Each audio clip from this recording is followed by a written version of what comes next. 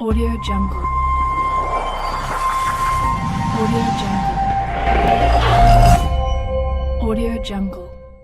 Washington, CNN. Trump administration has said it's ready to unleash American military might to back its diplomacy when it comes to preventing North Korea from developing a nuclear missile capable of hitting the United States.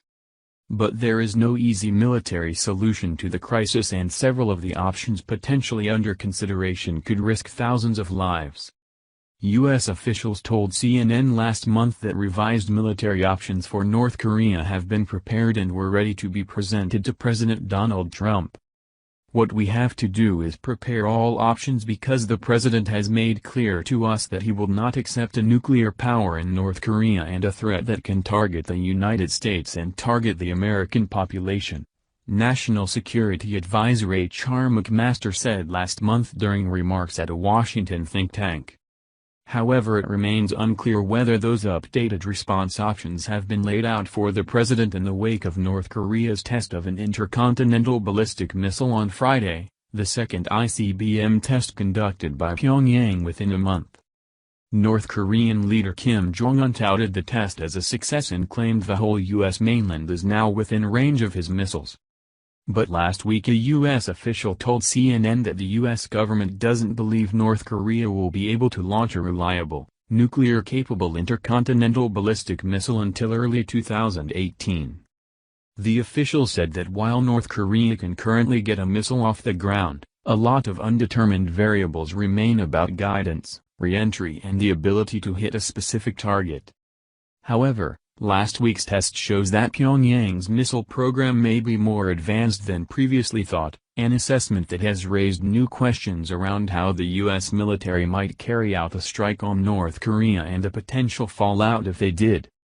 While all war game scenarios show the U.S. winning a military confrontation, that victory could come at the cost of hundreds of thousands of deaths, mostly in South Korea where millions of innocent people, and nearly 30,000 U.S. troops, are already in range of North Korea's current missile capabilities. Destroy North Korea itself? When asked about the U.S. government's strategy on handling North Korea, GOP Senator Lindsey Graham suggested Tuesday using military options to halt threats from the country. "There is a military option to destroy North Korea's missile program and North Korea itself," Graham said on NBC's Today Show. "If there's going to be a war to stop them, it will be over there. If thousands die, they're going to die over there, they're not going to die here, and President Donald Trump told me that to my face." He continued, "I'm saying, military options are inevitable if North Korea continues." While Trump condemned last week's missile launch and said the United States would act to ensure its security, both he and Vice President Mike Pence have offered few specifics when it comes to a plan on North Korea. White House Press Secretary Sarah Huckabee Sanders reiterated Tuesday that all options are on the table, but she put some distance between the White House and Graham's comments that there are military options to destroy the country. The president obviously has been very outspoken about how he feels about North Korea. "We are weighing all options, keeping all options on the table, and as we have said many times, we are not going to broadcast what we are going to do," Sanders said. Pushed on Graham's comments that the U.S. could destroy the country, Sanders said, "Not what I am saying. What I am saying is the president has been very outspoken about the need to stop North Korea. We have been very focused on stopping the nuclear program, stopping the missiles, stopping the aggression. That still continues to be the focus, and we are keeping those all options on the table to do that." However, in a recent exchange with Graham on Capitol Hill, Defense Secretary James Mattis took an unusually specific stand on U.S. military policy. Graham asked, "Is it the policy of the Trump administration to deny North Korea the capability of building an ICBM that can hit the American homeland with a nuclear weapon on top? Is that the policy?" "Yes," Mattis answered. Analysts raise several issues when it comes to military options against North Korea, one being former Secretary of State Colin Powell's Pottery Barn rule of foreign relations: you break it, you own it. A military operation against North Korea would saddle the U.S. with expanded costs and responsibility on the peninsula. It would roil Asia and China, perhaps with unintended consequences. What can the U.S. military do? Though considered by many to be the worst-case scenario, the plan described by Graham illustrates a harsh reality surrounding using military force against North Korea. While the U.S. would undoubtedly emerge victorious in a major military conflict with North Korea, any option that calls for a preemptive strike would likely result in a reciprocal attack by Pyongyang on South Korea that would inflict serious casualties and risk the lives of thousands, including U.S. troops stationed there.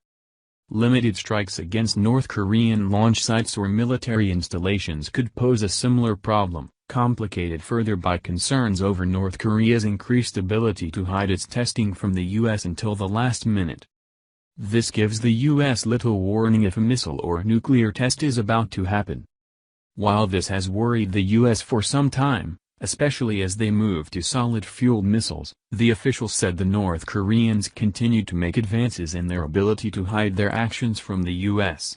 For example, they are able to quickly drive missiles out of underground shelters and fire them, giving U.S. satellites little or no time to observe pre-launch activities. They are also diversifying the number of sites from which they launch missiles. Increasing its military presence in the peninsula through shows of force is another option for the Trump administration, but to date, military chest-thumping has proven to have little effect in deterring North Korea's nuclear ambitions. Suggestions that the U.S. could force a regime change in North Korea have also only further inflamed tensions. In July, CIA Chief Mike Pompeo said regime change could be a possible approach. He said that while a denuclearized Korean peninsula would a welcome development, the most dangerous thing about the weapons is the man who wields them. So from the administration's perspective, he said, the most important thing we can do is separate those two. Right? Pompeo admitted during a Q&A that there are risks to this approach, namely, what would come next.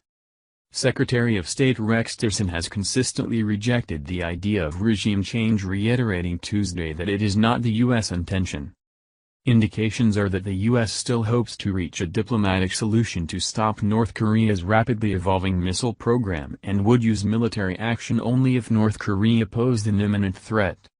The Trump administration is likely considering a full spectrum of military options, some more forceful than flying a B-1 bombers over the peninsula and others less overt than a direct strike, in hopes that they can bring North Korea back to the negotiating table.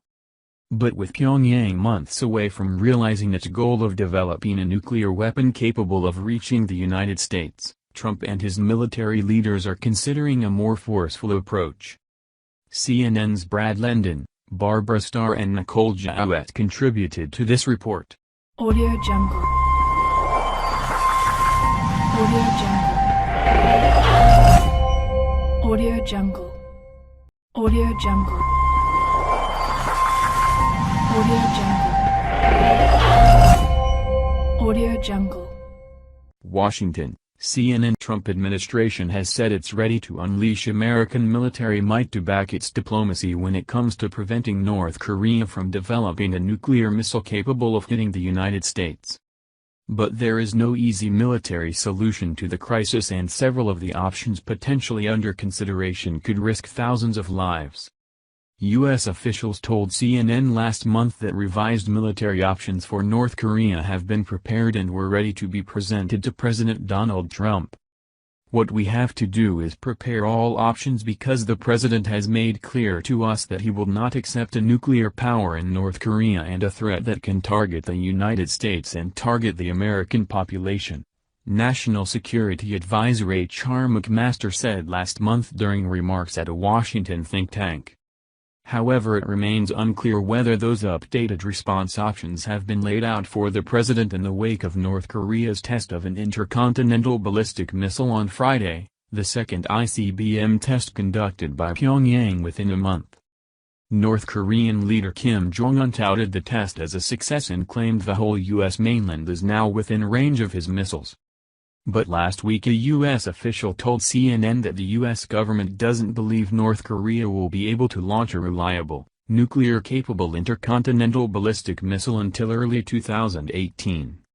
The official said that while North Korea can currently get a missile off the ground, a lot of undetermined variables remain about guidance, re-entry and the ability to hit a specific target. However, last week's test shows that Pyongyang's missile program may be more advanced than previously thought, an assessment that has raised new questions around how the U.S. military might carry out a strike on North Korea and the potential fallout if they did. While all war game scenarios show the U.S. winning a military confrontation, that victory could come at the cost of hundreds of thousands of deaths, mostly in South Korea where millions of innocent people, and nearly 30,000 U.S. troops, are already in range of North Korea's current missile capabilities. Destroy North Korea itself? When asked about the U.S. government's strategy on handling North Korea, GOP Senator Lindsey Graham suggested Tuesday using military options to halt threats from the country. There is a military option to destroy North Korea's missile program and North Korea itself, Graham said on NBC's Today Show. If there's going to be a war to stop them, it will be over there. If thousands die, they're going to die over there, they're not going to die here, and President Donald Trump told me that to my face. He continued, I'm saying, military options are inevitable if North Korea continues. While Trump condemned last week's missile launch and said the United States would act to ensure its security, both he and Vice President Mike Pence have offered few specifics when it comes to a plan on North Korea. White House Press Secretary Sarah Huckabee Sanders reiterated Tuesday that all options are on the table, but she put some distance between the White House and Graham's comments that there are military options to destroy the country.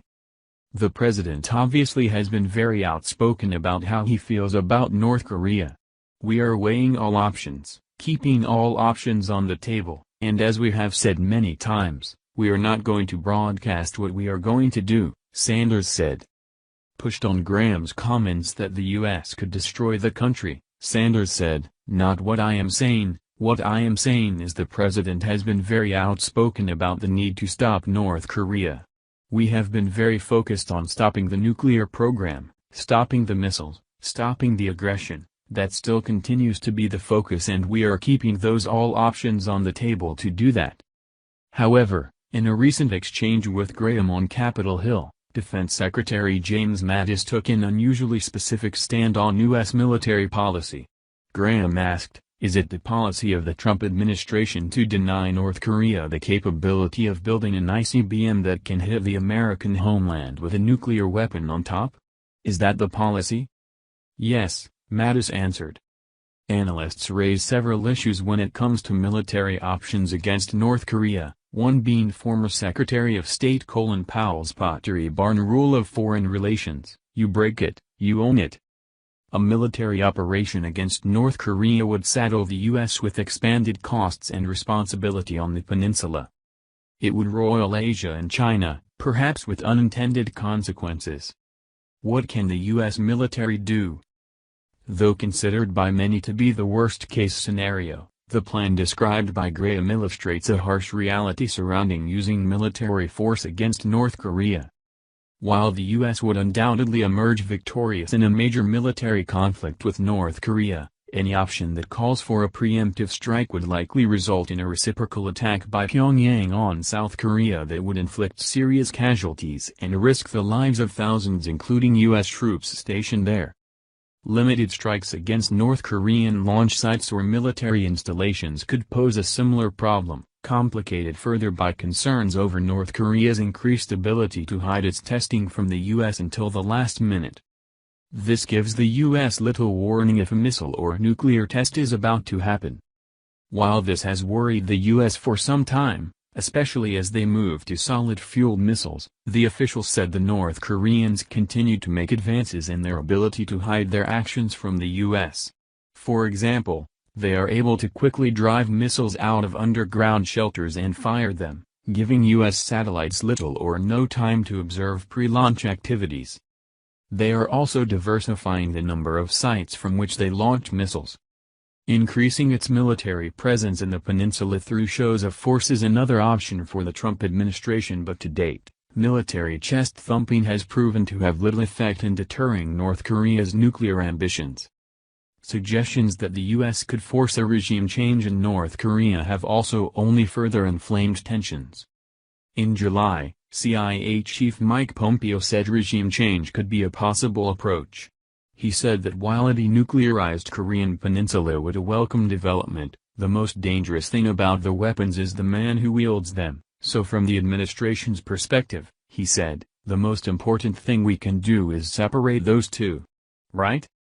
Pompeo admitted during a Q&A that there are risks to this approach, namely, what would come next. Secretary of State Rex Tillerson has consistently rejected the idea of regime change, reiterating Tuesday that it is not the U.S. intention. Indications are that the U.S. still hopes to reach a diplomatic solution to stop North Korea's rapidly evolving missile program and would use military action only if North Korea posed an imminent threat. The Trump administration is likely considering a full spectrum of military options, some more forceful than flying a B-1 bombers over the peninsula and others less overt than a direct strike, in hopes that they can bring North Korea back to the negotiating table. But with Pyongyang months away from realizing its goal of developing a nuclear weapon capable of reaching the United States, Trump and his military leaders are considering a more forceful approach. CNN's Brad Lendon, Barbara Starr and Nicole Jowett contributed to this report. Audio Jungle. Audio Jungle. Audio Jungle.